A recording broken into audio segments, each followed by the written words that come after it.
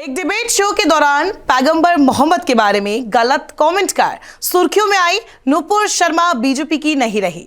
वो खुद को अब सिर्फ भारतीय बता रही है। ये बदलाव आप उनके ट्विटर अकाउंट पर देख सकते हैं, जहां उन्होंने बायो चेंज किया है। क्यों किया है ये तो सबको पता है। नुपुर शर्मा को भी शायद नहीं पता होगा कि उनका एक बेतुका बयान उनका हंसता खेलता पॉलिटिकल करियर पर ब्रेक लगा देगा। अब देश ही नहीं बल्कि विदेशों में भी उनकी आलोचना की जा रही है। 6 साल के लिए उन्हें बीजेपी ने सस्पेंड करते हुए उनके बयान से किनारा कर लिया। बीजेपी की प्रवक्ता से सिर्फ भारतीय। चलिए एक बार उनके अब तक के सफर पर डालते हैं नजर। भारतीय जनता पार्टी ने अपनी प्रवक्ता नुपुर शर्मा को सस्पेंड कर दिया है। बीते दिनों एक टीवी डिबेट के दौरान पैगंबर मोहम्मद पर उनकी कथित टिप्पणी को लेकर विवाद छिड़ा था। कमेंट को लेकर खाड़ी देशों में भी काफी नाराजगी देखने को मिली है। नुपुर ने बाद में बिना किसी शर्त के अपने विवादित बयान को वापस ले लिया। ट्विटर पर अपने संदेश में उन्होंने लिखा कि किसी भी धार्मिक भावनाओं को ठेस पहुंचाने का उनका कभी कोई इरादा नहीं था। बस वो अपने भगवान शिव का अपमान सहन नहीं कर पाए। नुपुर के लिंक्डइन प्रोफाइल पर नजर डाले तो पेशे से वो वकील और प्रमुख बीजेपी नेता है। दिल्ली यूनिवर्सिटी से लॉ ग्रेजुएट और उन्होंने लंदन स्कूल ऑफ इकोनॉमिक्स से साल 2011 में LLM की पढ़ाई की। लिंक्डइन के प्रोफाइल के मुताबिक वो जुलाई 2009 से जून 2010 तक उन्होंने टीच फॉर इंडिया के लिए एम्बेसडर के रूप में काम किया। अब बात करें नुपुर के राजनीतिक सफर की, तो इसकी शुरुआत 2008 में उस वक्त हुई जब वो ABVP की उम्मीदवार के तौर पर दिल्ली यूनिवर्सिटी छात्र संघ की अध्यक्ष चुनी गई। फिर लंदन स्कूल ऑफ इकोनॉमिक्स के इंटरनेशनल बिजनेस लॉ में मास्टर्स करने के बाद वो भारत लौटी, जिसके बाद साल 2011 में उनके राजनीतिक करियर का ग्राफ तेजी से आगे बढ़ने लगा।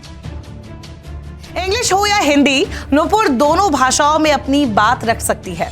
इसी वजह से 2013 के दिल्ली विधानसभा चुनाव में बीजेपी की मीडिया कमेटी में उन्होंने अपनी जगह बनाई।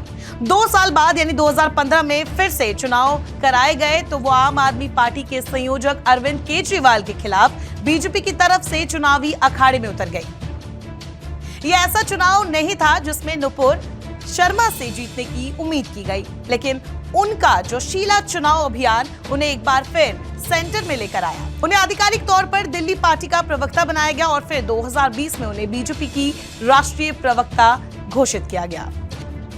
बीते कुछ सालों में नुपुर भारतीय टेलीविजन चैनलों में जाना पहचाना चेहरा बन गई थी।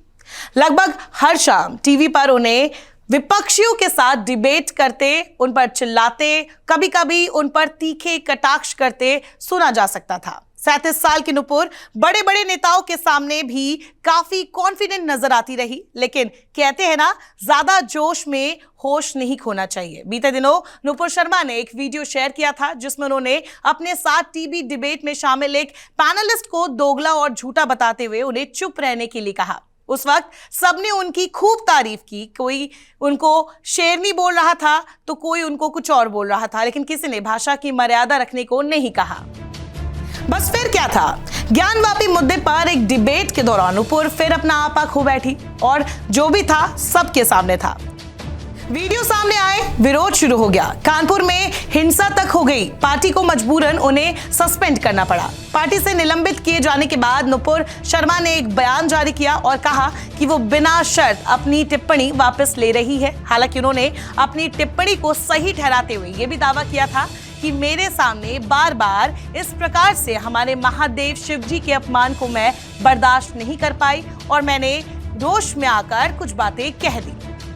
बहरहाल अब भी देश में एक धड़ा ऐसा है जो नुपुर शर्मा के साथ खड़ा है। ऐसे में उनका पॉलिटिकल करियर पर फुल स्टॉप लग गया है, ये तो कहना गलत होगा।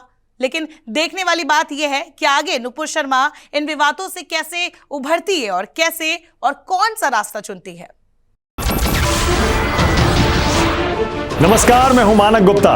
अगर आपको हमारा ये वीडियो पसंद आया हो तो इसे लाइक और शेयर जरूर करें और हाँ, हमें सब्सक्राइब और फॉलो करना ना भूलें ताकि आप देश और दुनिया की कोई खबर मिस ना करें। तो जुड़े रहिए हमारे साथ और देखते रहिए न्यूज़ 24।